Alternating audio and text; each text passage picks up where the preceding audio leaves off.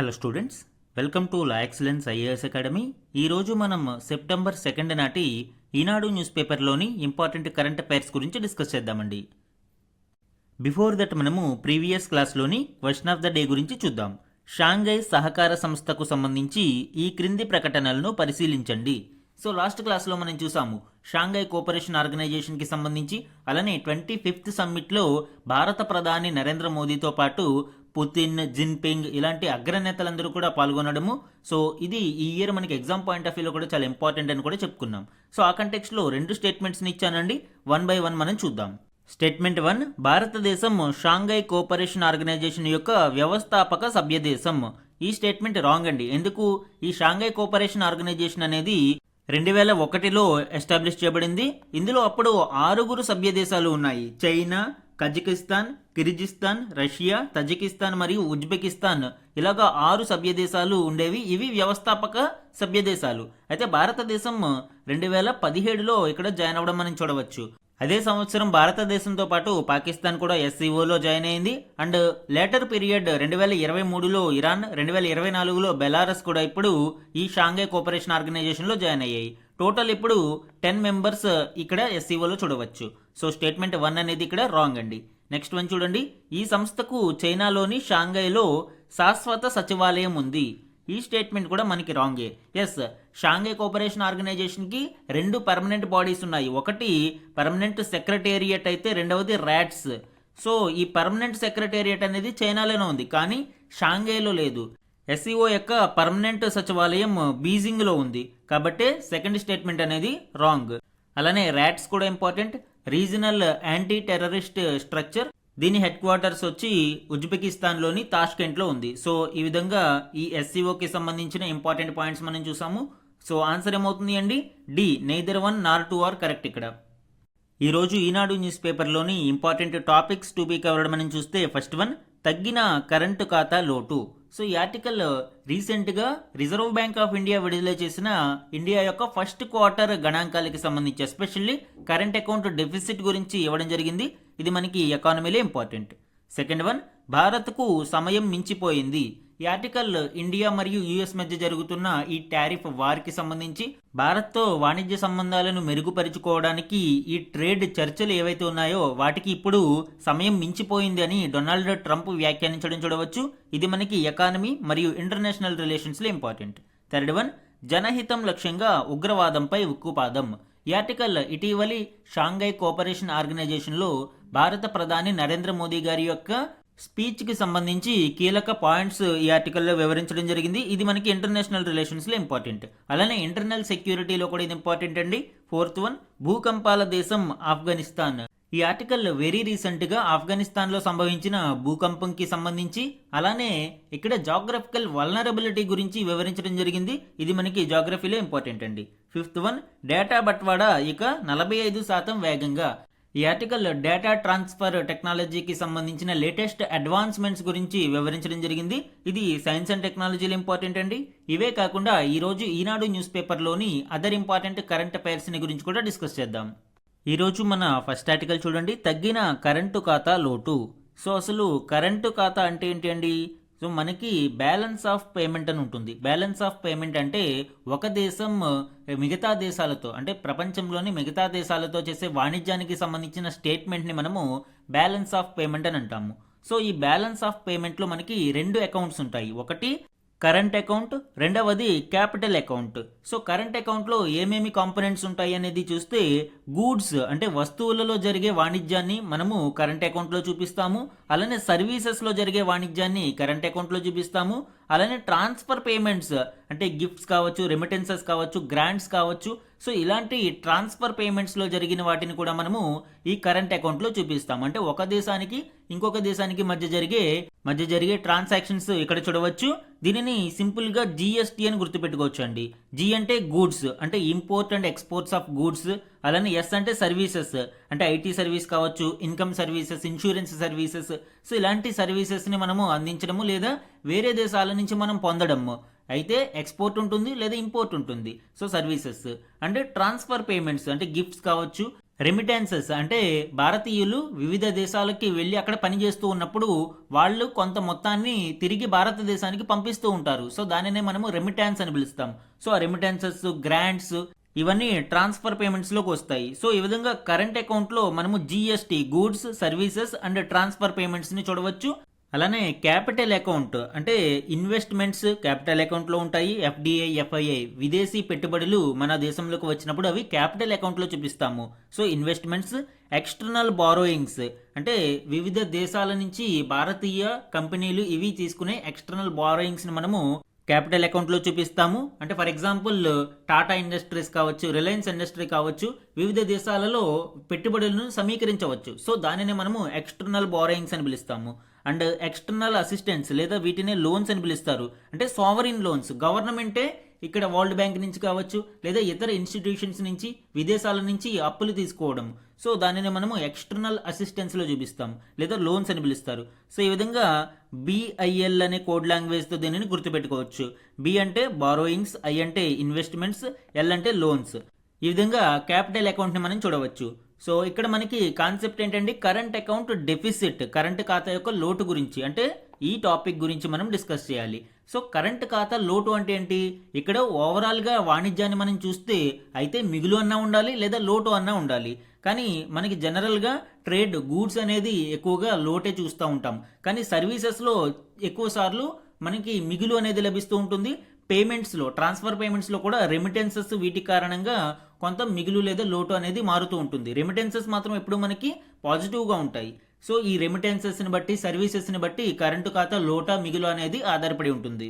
Present ట్రెండ్ని మనం చూస్తే 2023-24 ఆర్థిక సంవత్సరంలో కంప్లీట్గా అంటే ఫైనాన్షియల్ ఇయర్ మొత్తానికి కన్సిడర్ చేసినప్పుడు 0.7% ఆఫ్ జీడిపిగా ఉండేది కరెంట్ అకౌంట్ డెఫిసిట్ అనేది.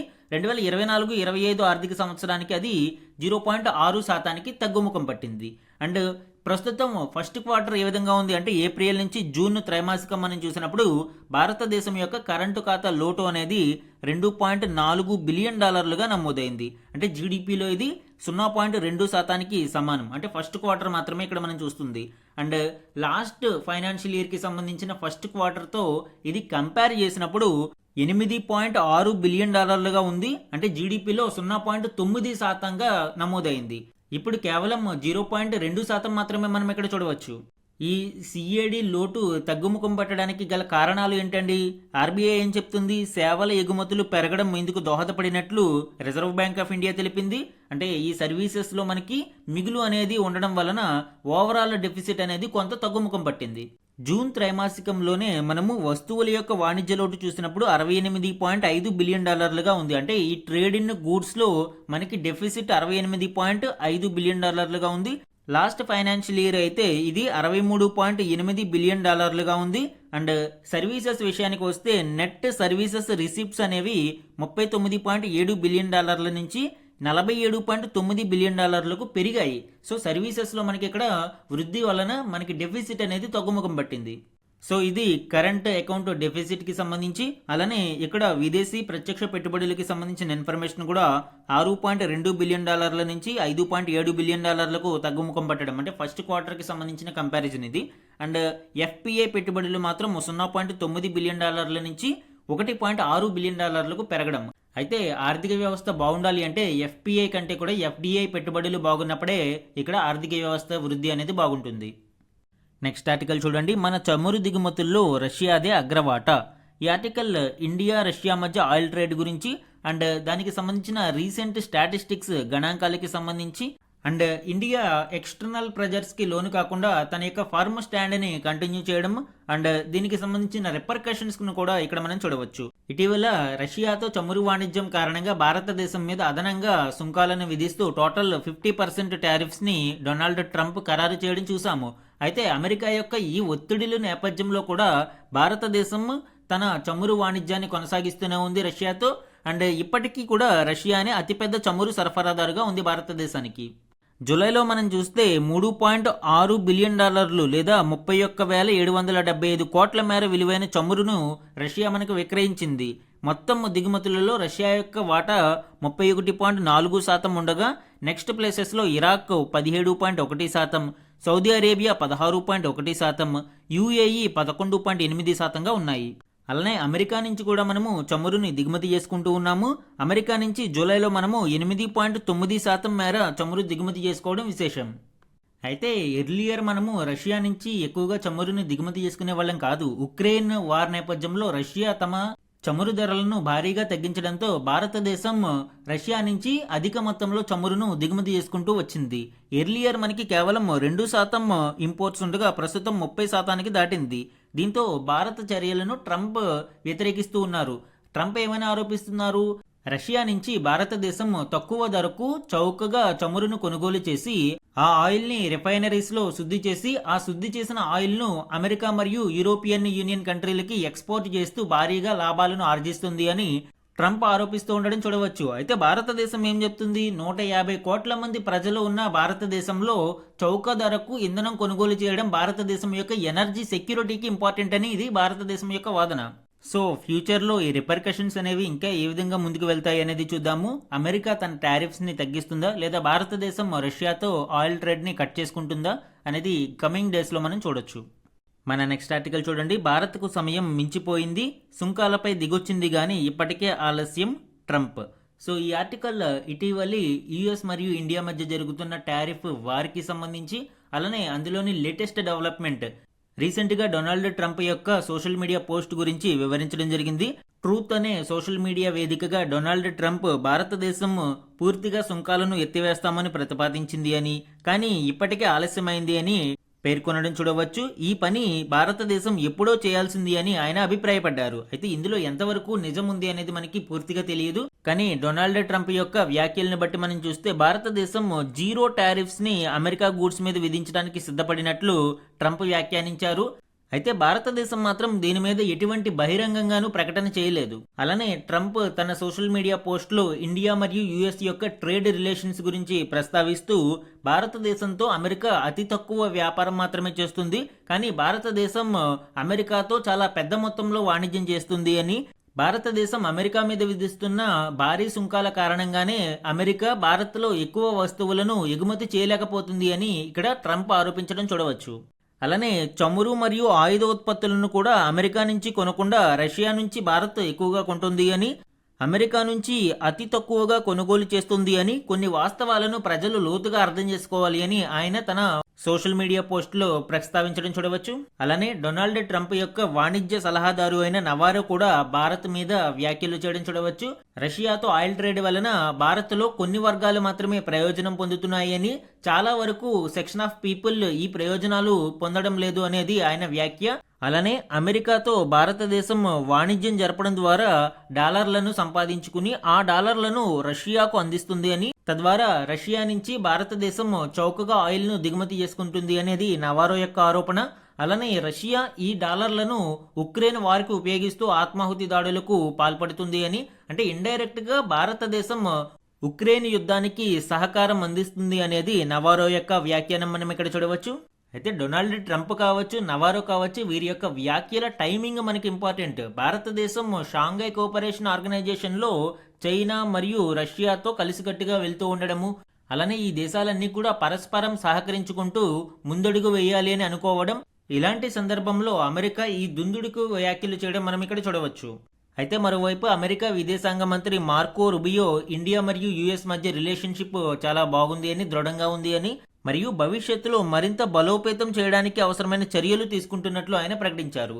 సో ఒకవైపు ట్రంప్ మరియు నవారో ఒక రకమైన వ్యాఖ్యలు చేస్తూ ఉంటే, విదేశాంగ మంత్రి రూబియో మాత్రం మరొక రకమైన వ్యాఖ్యలు చేస్తూ ఉండడం ఇక్కడ చూడవచ్చు. మన నెక్స్ట్ ఆర్టికల్ చూడండి. జనహితం లక్ష్యంగా ఉగ్రవాదంపై ఉక్కుపాదం, ఆ బెడద మీద ద్వంద్వ ప్రమాణాలు తగవు. ఎస్సీఓ సదస్సులో మోదీ ఉద్ఘాటన, పహల్గామ్ దాడిని ఖండిస్తూ తీర్మానం.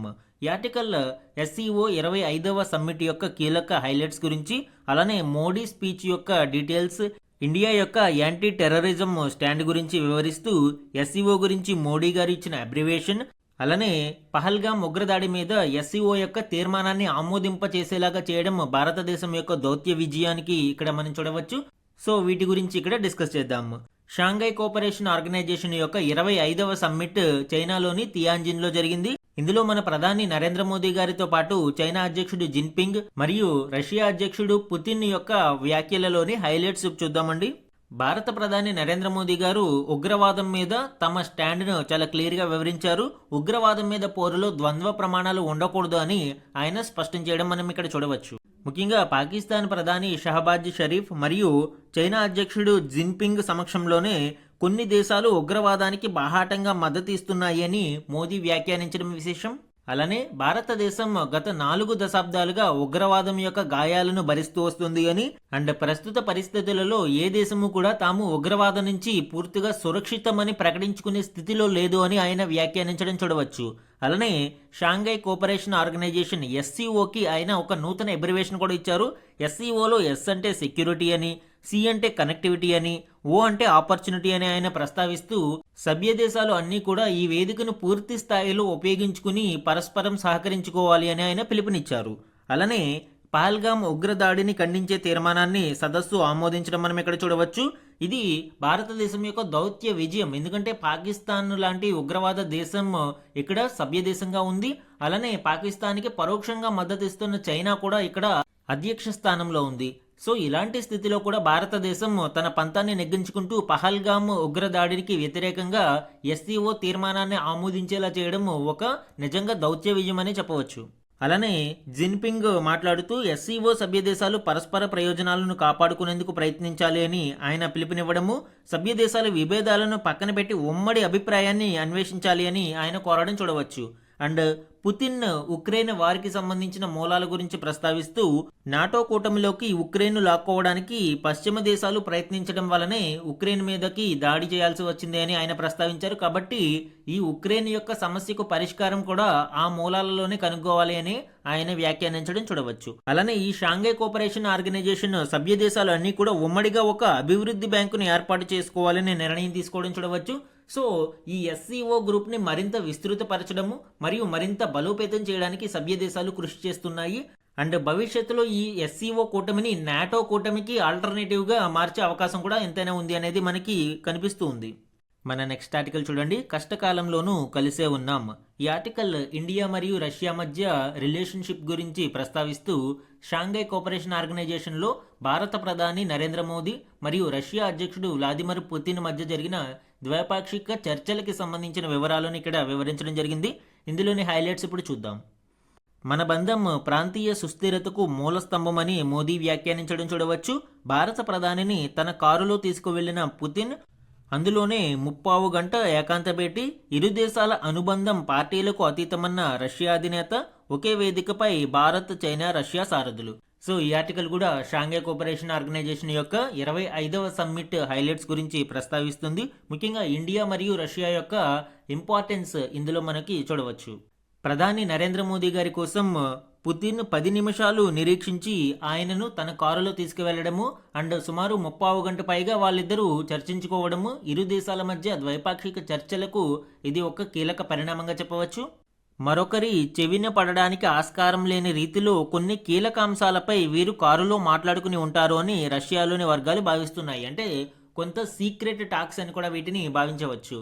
సో ఎస్పెషల్లీ అమెరికా యొక్క ప్రెజర్ నేపథ్యంలో రష్యా మరియు ఇండియా ఏ విధంగా ముందడుగు వేయాలి మరియు ఎస్సీఓను, బ్రిక్స్ను ఎంత బలోపేతం చేయాలి లాంటి చర్చలు ఇక్కడ వచ్చే అవకాశం ఉంది. మన నెక్స్ట్ ఆర్టికల్ చూడండి, భూకంపాల దేశం ఆఫ్ఘనిస్తాన్. ఈ article recent earthquake in Afghanistan గురించి మరియు reason for large scale devastation, చాలా భారీ మొత్తంలో ఆస్తి మరియు ప్రాణ నష్టం సంభవించడం గురించి వివరించడం జరిగింది. అండ్ జాగ్రఫికల్గా వల్నరబిలిటీ గురించి అండ్ దీనికి సంబంధించిన అదర్ పొలిటికల్ ఇష్యూస్ గురించి కూడా మనం ఇక్కడ డిస్కస్ చేద్దాం. ఆఫ్ఘనిస్తాన్లోని జలాలాబాద్ ప్రావిన్స్ కి సమీపంలో ఈ భూకంప కేంద్రాన్ని కనుగొన్నారు. కేవలం రిక్టర్ స్కేల్ మీద 6గా నమోదైన ఈ భూకంపం చాలా భారీ ఆస్తి మరియు ప్రాణ నష్టాన్ని కలిగించింది. అయితే దీనికి కారణం ఏంటండి? భూకంప కేంద్రం కేవలం 8 కిలోమీటర్ల లోతులోనే ఉండడం దీనికి కారణంగా చెప్పవచ్చు. సో ఇక్కడ చూడండి, ఇది ఎర్త్ అనుకుంటే మనకి ఫోకస్ ఎక్కడైతే భూకంప కేంద్రం నమోదైందో అంటే ఈ సిస్మిక్ ఎనర్జీ రిలీజ్ అయిందో టెక్టోనిక్ ప్లేట్స్ యొక్క కదలిక వలన దానిని కేంద్రం అని పిలుస్తాము. సో ఈ కేంద్రం నుంచి ఇక్కడ భూ ఉపరితలానికి మొదటి ఈ సిస్మిక్ వేవ్ ఏదైతే తాకుతుందో దానిని ఎపి సెంటర్ అని పిలుస్తారు ఆ ప్లేస్ ని. సో ఆ ప్లేస్కి మధ్య ఉన్న దూరం మనకి కేవలం 8 కిలోమీటర్ల కారణంగా ఇక్కడ హై సీస్మిక్ ఎనర్జీ అనేది సర్ఫేస్ని తాకింది, తద్వారా భారీ డివాస్టేషన్ అనేది కారణమైంది. జనరల్గా 0 to 70 కిలోమీటర్స్ లోతులో వచ్చే ఈ భూకంపాల యొక్క ఇంటెన్సిటీ అనేది చాలా చాలా ఎక్కువగా ఉంటుంది. సో ఇక్కడ రెక్టర్ స్కేల్ మీద 6గా నమోదైనా కూడా తీవ్రత అందుకే చాలా ఎక్కువగా ఉంది. కేవలం 8 కిలోమీటర్ల దూరంలోనే మనకి భూకంప కేంద్రం అనేది నమోదైంది. భూకంప కేంద్రం తక్కువ లోతులో నమోదైతే ఏం జరుగుతుందండి, ఈ షాలో ఎర్త్క్వేక్స్ లో ప్రకంపనలు అనేవి ఎక్కువ దూరం ప్రయాణించవు. దీంతో అవి తమ శక్తినంతటా కూడా తక్కువ విస్తీర్ణంలోనే చూపుతాయి. సో ఆఫ్ఘనిస్తాన్లో కూడా ఈ భూకంపం అందుకే చాలా తీవ్రత అనేది ఎక్కువగా ఉంది. జాగ్రఫికల్ కంటెక్స్లో మనం చూసినప్పుడు ఇండియన్ మరియు యురేషియన్ టెక్టానిక్ ప్లేట్ల మధ్య ఆఫ్ఘనిస్తాన్ ఉంటుంది. కాబట్టి నిరంతరం ఇక్కడ జరుగుతున్న ఘర్షణలు ఒక్కొక్కసారి భూకంపానికి దారితీస్తూ ఉంటాయి. మనకి తెలుసు టెక్టానిక్ ప్లేట్స్ అనేవి ఒకదానికొకటి నిత్యం ఘర్షణకి గురవుతూ ఉంటాయి. సో ఇక్కడ కొన్నిసార్లు అవి భూకంపానికి దారితీస్తూ ఉండడం వలన ఇలాంటి సెన్సిటివ్ వల్నరబుల్ పాయింట్స్ ఎప్పుడు కూడా నిత్యం భూకంపాల దాడిని ఎదుర్కొంటూ ఉంటాయి. ప్రపంచంలోనే అత్యధిక భూకంపాలు సంభవించే ప్రాంతాలలో ఈ హిందూకుష్ ప్రాంతం ఒకటి. ఈ పర్వతాలను ఆనుకునే ఆఫ్ఘన్లో కాబూల్, హెరాత్, జలాలాబాద్ తదితర నగరాలు ఉన్నాయి. సో ఇప్పుడు ఈ జలాలాబాద్ నగరానికి సమీపంలోనే ఈ భూకంపం మనం చూడవచ్చు. గణాంకాలను మనం పరిశీలిస్తే 1900 నుంచి 2025 వరకు ఆఫ్ఘనిస్తాన్లో దాదాపు 100కు పైగా భూకంపాలు సంభవించాయి. అండ్ లాస్ట్ 30 ఇయర్స్లో భూకంపం సృష్టించిన ప్రమాదాల కారణంగా ఆఫ్ఘనిస్తాన్లో సుమారు 10,000కు పైగా మృత్యువాతకు గురయ్యారు. సో ఇక్కడ ఇంటెన్సిటీ మరియు ఫ్రీక్వెన్సీ ఎంత ఎక్కువగా ఉంటాయనేది చూడవచ్చు. అయితే ఓన్లీ జాగ్రఫికల్ ఇష్యూస్ మాత్రమే కాదు అండి, రాజకీయ అస్థిరత కూడా ఇక్కడ ప్రమాదాలకు మరింత కారణమవుతూ ఉంది. సరి అయిన డిజాస్టర్ మేనేజ్మెంట్ ప్లాన్స్ లేకపోవడము మరియు నగరాలలో నిర్మాణాలు కూడా అంత స్ట్రాంగ్గా లేకపోవడం వలన కొంత మొత్తంలోని భూకంపానికే ఇక్కడ నగరాలు కూలిపోవడము, తద్వారా ఎక్కువ మంది మృత్యువాత పడడం చూస్తూ ఉన్నాం. ఒక అంచనా ప్రకారం ఆఫ్ఘనిస్తాన్ రాజధాని కాబూల్లో ఒకవేళ భారీ భూకంపం సంభవిస్తే సుమారు 8,500 మరణాలు సంభవించే అవకాశం ఉంది అని, నష్టం $500 మిలియన్ వరకు ఉంటుంది అనేది ఒక అంచనాగా ఉంది. అండ్ ప్రస్తుతం ఈ భూకంపంలో 1000కి పైగా ఇప్పటికే మరణించినట్లు వార్తలు అందుతూ ఉన్నాయి. అండ్ ఇది మరింత ఎక్కువ అయ్యే అవకాశం కూడా ఉంది. మన నెక్స్ట్ ఆర్టికల్ చూడండి. డేటా బట్వాడా ఇక 45% వేగంగా, సరికొత్త ఆప్టికల్ ఫైబర్ సిద్ధం. సో ఇప్పటి వరకు మనకి ఆప్టికల్ ఫైబర్ ద్వారా డేటా ట్రాన్స్ఫర్స్ అనేవి చేస్తూ ఉన్నాము. కానీ ఈ ఆప్టికల్ ఫైబర్ని మరింత మోడర్నైజ్ చేసి ఇంకా ఎక్కువ డేటా స్పీడ్ని మనకి అందించడానికి ప్రయత్నాలు జరుగుతూ ఉన్నాయి. దానికి సంబంధించిన డీటెయిల్స్ ఇప్పుడు చూద్దాం. ప్రస్తుతం ఆప్టికల్ ఫైబర్ నెట్వర్క్స్లో మనము ఇక్కడ గ్లాస్ని ఉపయోగిస్తాము, ఘన గాజుని ఉపయోగిస్తూ ఉంటాము. సో ఇందులో క్లాడింగ్ గ్లాస్, కోర్ గ్లాస్ అని ఈ విధంగా ఉంటాయి. ఇది మల్టీ మోడ్, ఇది సింగిల్ మోడ్. ఈ మల్టీ మోడ్ చూడండి, మీకు క్లియర్గా అర్థమవుతుంది. ఇది మనకి క్లాడింగ్ గ్లాస్ అయితే ఇది కోర్ గ్లాస్. ఇలా గ్లాస్ను ఉపయోగించి కాంతిని సరఫరా చేయడం ద్వారా మనము డేటాని బట్వాడా చేస్తూ ఉంటాము. అయితే ఇప్పుడు ఒక నూతన టెక్నాలజీని అభివృద్ధి చేశారు. ఈ ఘన గాజుకు బదులుగా గాలి ద్వారా కాంతిని ప్రసారం చేసే ఒక కొత్త రకం ఆప్టికల్ ఫైబర్ను శాస్త్రవేత్తలు రూపొందించారు. అంటే ఇప్పుడు ఈ గ్లాస్ ఏం అవసరం లేదు, ఓన్లీ ఇలాగా హాలో ఉంటుంది. దీనినే హాలో ఆప్టికల్ ఫైబర్ అని పిలుస్తారు. ఈ హాలో ఆప్టికల్ ఫైబర్ ద్వారా గాలిని ఉపయోగించుకుని మనము కాంతిని ప్రసారం చేయడం ద్వారా డేటాని బట్వాడా చేయవచ్చు. తద్వారా మనకి 45% మేర ట్రాన్స్ఫర్ స్పీడ్ అనేది పెరుగుతుంది. అలానే సమాచార నష్టం కూడా చాలా స్వల్పంగా ఉంటుంది అని శాస్త్రవేత్తలు పేర్కొంటున్నారు. అంటే డేటా లాస్ కూడా చాలా మినిమల్గా ఉంటుంది. ఇక్కడ ఈ ఘన గ్లాసును ఉపయోగించడం వల్ల కొంత డిస్టర్బెన్సెస్ కావచ్చు అండ్ డేటా లాస్ అనేది చూస్తూ ఉంటాము. కానీ ఈ ఎయిర్ హాలో ఆప్టికల్ ఫైబర్ ద్వారా మనము వేగంగాను మరియు మినిమల్ డేటా లాస్ ద్వారాను కూడా సమాచారాన్ని బట్వాడా చేయవచ్చు. ఈ ఆప్టికల్ ఫైబర్ను మైక్రోసాఫ్ట్ ఎజూర్ ఫైబర్, బ్రిటన్లోని సౌతాంప్టన్ విశ్వవిద్యాలయ శాస్త్రవేత్తలు అభివృద్ధి చేశారు. ఘన గాజుకు బదులుగా ఇక్కడ ఎయిర్ని ఉపయోగించి కాంతిని ప్రసారం చేయడం ద్వారా సమాచారాన్ని బట్వాడా చేస్తారు. అయితే ఘన గాజును ఉపయోగించడం వలన నష్టాలేంటి? డేటా లాస్ అనేది ఇక్కడ ప్రధాన సమస్యగా ఉంది. ఇక్కడ ఘన గ్లాసును ఉపయోగించడం వలన కాంతిని శోషించుకోవడము ఈ సమాచార నష్టానికి కారణమవుతుంది. అందువలనే 20 కిలోమీటర్ల ప్రయాణం తర్వాత ఈ ఓల్డ్ ఆప్టికల్ ఫైబర్స్ ద్వారా పంపే కాంతిలో దాదాపు సగం తగ్గిపోయి ఫలితంగా సంకేతాలను పెంచడానికి యాంప్లిఫైయర్స్ని మనం వాడాల్సి వస్తుంది. సో ఇప్పుడు ఆ అవసరం లేకుండా, అంటే యాంప్లిఫైయర్స్ అవసరం లేకుండా ఈ హాలో ఆప్టికల్ ఫైబర్ ద్వారా మినిమల్ డేటా లాస్ ద్వారా మనము సమాచారాన్ని సురక్షితంగా బట్వాడా చేయవచ్చు. ఈ నూతన ఆప్టికల్ ఫైబర్లో గాలి మాత్రమే ఉంటుంది. దాని చుట్టూ పలుచటి సిలికా వలయాలు ఉంటాయి. ఈ సిలికా వలయాలు కాంతికి మార్గనిర్దేశం చేస్తాయి. తద్వారా ఈ ఆప్టికల్ ఫైబర్స్ 45% మోర్ స్పీడ్స్ని కలిగి ఉంటాయి. ఈరోజు ఇంపార్టెంట్ వన్ లైనర్ కరెంట్ అఫైర్స్ని చూడండి. Prime minister Narendra Modi participated in the 25th meeting of the council of heads of state of the Shanghai cooperation organisation. SCO సమ్మిట్కి సంబంధించి మనము ఆల్రెడీ డిస్కషన్ చేశాము. సో ఈ షాంఘై కోఆపరేషన్ ఆర్గనైజేషన్ యొక్క 25వ సమ్మిట్ టియాన్జిన్ చైనాలో జరిగింది.